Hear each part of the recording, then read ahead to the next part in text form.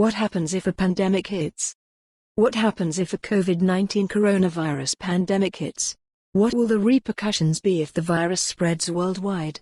How will it change how we live, work, socialize and travel? Don't get all disaster movie here.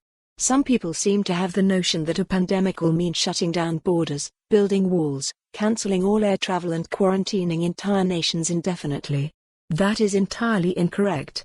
Containment attempts can slow down an outbreak and buy time to prepare, but if a pandemic hits, by definition, containment has failed and further attempts will be pointless, if not counterproductive.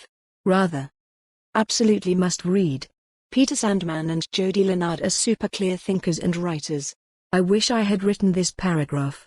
Having said that, this describes a rational response, not necessarily the response all govs will take. https://t.go/v10orscopic.twitter.com/zwwpd8l9bj. Marc Lipsitch, Admiral Lipsitch, February 23, 2020. The focus will switch from containment to mitigation, slowing down how fast the virus spreads through a population in which it has taken root. Mitigation can occur via individual measures, such as frequent hand washing, and collective measures, such as social distancing, cancellations of mass events, closures, adopting remote work and remote education wherever possible, and so forth. The slower the pandemic moves, the smoother the demands on healthcare systems will be, the less risk those systems will have of becoming overloaded, the more they can learn about how best to treat the virus, and the greater the number of people who may ultimately benefit from a vaccine, if one is developed. I recommend the whole thread above this instructive graph.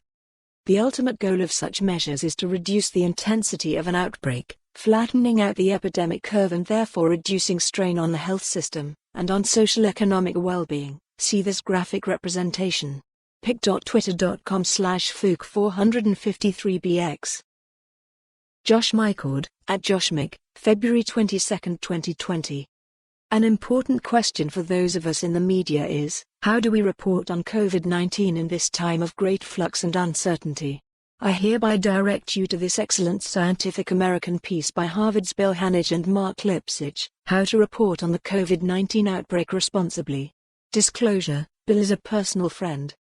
We think reporting should distinguish between at least 3 levels of information: A. What we know is true; B. What we think is true, fact-based assessments that also depend on inference, extrapolation or educated interpretation of facts that reflect an individual's view of what is most likely to be going on, and C. Opinions and speculation. Facts about this epidemic that have lasted a few days are far more reliable than the latest facts that have just come out, which may be. For more on this story, visit the news article link.